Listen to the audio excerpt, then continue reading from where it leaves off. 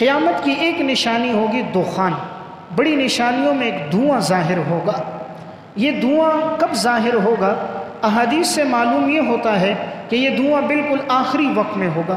قرآن کریم میں اللہ نے اس کا تذکرہ کیا ہے سورہ دخان میں، اس میں سورت کا نام ہی اس کے نام پر ہے کہ وہ ایک دھواں ایسا ہوگا جو پوری کائنات میں پھیل جائے گا، لوگوں کو کچھ نظر نہیں آئے گا، انسان ایک دوسرے کو دیکھ نہیں سکے گا، تو اس کے بعد لوگ سمجھ جائیں گے کہ قیامت بالکل قریب ہے۔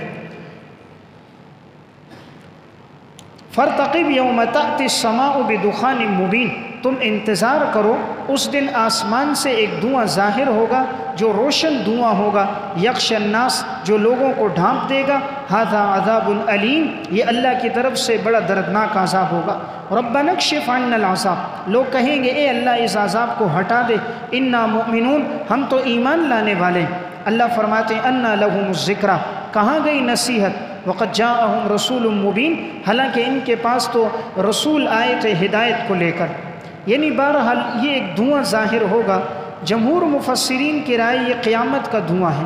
عبداللہ ابن مسعود رضی اللہ تعالیٰ عنہ کی رائے یہ تھی کہ جب مکہ میں قحط سالی پھیل گئی تھی تو لوگوں کو کچھ نظر نہیں آتا تھا، وہ ایسا لگتا تھا جیسے ہر جگہ دھواں ہی دھواں ہے۔ ان کی رائے یہ تھی کہ یہ وہ دھواں ہے، لیکن جمہور علماء کی رائے یہ کہ یہ قرب قیامت میں ایک دھواں ہوگا جو ساری کائنات میں پھیل جائے گا، کسی انسان کو کچھ نظر نہیں آئے گا، ہر جگہ دھواں ہوگا، انسان ایک دوسرے کو دیکھ نہیں سکتا۔